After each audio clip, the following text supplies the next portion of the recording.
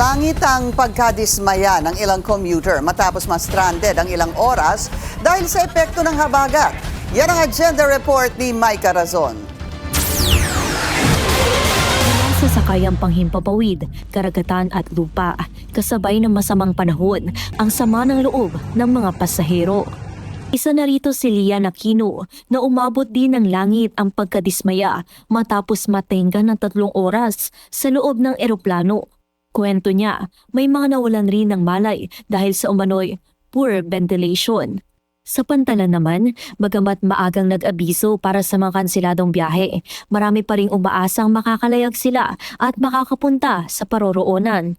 Sa lupa, kusang pumreno ang ilang pampasaherong sasakyan dahil nagmistulang ilog ang mga kalsada sa iba't ibang parte ng Metro Manila.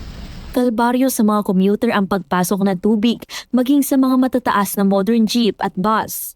Maging sa mga tren na hindi nga inabot ng tubig, baha pa rin naman ang sasalubong pagbaba ng istasyon. Wala mang may gusto at kasama man sa buhay ang mga bagyo, pero bakit pare-parehong problema ang sumasakay sa sektor tuwing sumasapit ito? At sa araw-araw na pag-andar ng transportasyon para maghatid ng mga pasahero ng ligtas, sino kaya ang maghahatid sa kanila palayo sa panganib at patungo sa makatarungang paghahanap buhay?